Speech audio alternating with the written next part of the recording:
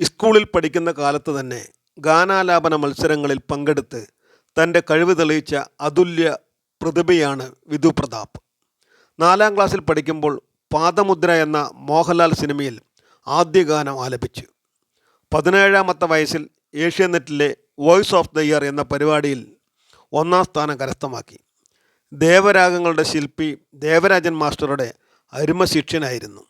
ദേവദാസി എന്ന ചിത്രത്തിലെ പൊൻവസന്തം എന്ന ഗാനം ആലപിച്ചതിന് ശേഷമാണ് വിധു പ്രതാപ് സംഗീത ലോകത്ത് അറിയപ്പെടാൻ തുടങ്ങിയത്. നിറം എന്ന ചിത്രത്തിലെ ശുക്രിയ എന്ന ഗാനം വിധുവിനെ പ്രശസ്തനാക്കി. 20ാമത്തെ വയസ്സിൽ സായാഹ്നം എന്ന സിനിമയിലെ കാലമേ കൈക്കൊള്ളുക നീ എന്ന ഗാനത്തിന് മികച്ച പിന്നണി ഗായകനുള്ള സംസ്ഥാന ചലച്ചിത്ര പുരസ്കാരം വിധു പ്രതാപിന് ലഭിച്ചു. 2000ൻ്റെ തുടക്കം മുതൽ 10 വർഷത്തോളം മലയാള സിനിമയിലെ മുൻനിര ഗായകന്മാരിലൊരാളായി വിധു പ്രതാപ് നിറഞ്ഞു നിന്നു. ദിലീപ്, കുഞ്ചാക്കോ ബോബൻ തുടങ്ങിയ യുവനായകന്മാരുടെ ശബ്ദമായി വിധു പ്രതാപ് മാറി.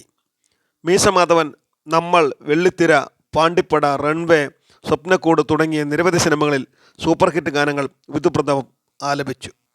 സുഖമാണീ നിലാവ് എന്ന മെലഡി വിധു പ്രതാപ് പാടുമ്പോൾ ആ ശബ്ദം കേൾക്കാൻ എത്ര മനോഹരമായിരുന്നു. റിയാലിറ്റി ഷോകളിൽ വിധികർത്താവായും സംഗീത വിദ്യാർത്ഥികൾക്ക് ഒരു മാർഗദർശിയായും അദ്ദേഹം നല്ല പ്രകടനമാണ് കാഴ്ചവെക്കുന്നത്. വിധുവിൻ്റെ സംഗീത രംഗത്തേക്കുള്ള എൻട്രി ഒട്ടും എളുപ്പമായിരുന്നില്ല. കുട്ടിക്കാലം തൊട്ടേ സംഗീതമായിരുന്നു വിധുവിൻ്റെ സ്വപ്നം. സ്കൂൾ കോളേജ് കാലത്ത് വിധുവും അച്ഛനും ചെന്നൈയിൽ പോവുകയും മണിക്കൂറുകളോളം സ്റ്റുഡിയോകളിൽ കാത്തു നിൽക്കുകയും ചെയ്തിട്ടുണ്ട്. ഇപ്പോഴത്തെ കുട്ടികൾക്കൊക്കെ റിയാലിറ്റി ഷോകളും മറ്റുമായി നിരവധി അവസരങ്ങളുണ്ട്. പണ്ട് വിദ്യാസാഗർ സാറിനെ കാണാൻ വിധു പലവട്ടം പോയിട്ടുണ്ട്. അത്രയ്ക്കിഷ്ടവും ആരാധനീയമായിരുന്നു അദ്ദേഹത്തോട്. പിന്നെ പതിയെ അദ്ദേഹത്തെ പരിചയപ്പെടുകയും അദ്ദേഹത്തിൻ്റെ ഒരുപാട് നല്ല ഗാനങ്ങൾ പാടാൻ അവസരം ലഭിക്കുകയും ചെയ്തു. ഇതിനിടയിൽ ശ്രീകുമാരൻ തമ്പിയുടെ ഒരു സിനിമയിൽ നായകനായും വിധു അഭിനയിച്ചു. നർത്തകിയായ ദീപ്തിയെയാണ് വിധു വിവാഹം കഴിച്ചിരിക്കുന്നത്.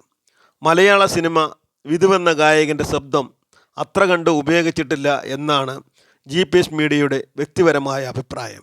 ദേവരാജൻ മാഷിൻ്റെ ശിഷ്യനായ വിധു പ്രതാപിൻ്റെ ആലാപന സൗകുമാര്യം നിറഞ്ഞ മനോഹര ശബ്ദം ഇനിയും മലയാള സിനിമയിൽ മുഴങ്ങിക്കേൾക്കാൻ ഇടവരട്ടെ എന്ന് GPS മീഡിയ ആത്മാർത്ഥമായും ആശംസിച്ചുകൊള്ളുന്നു.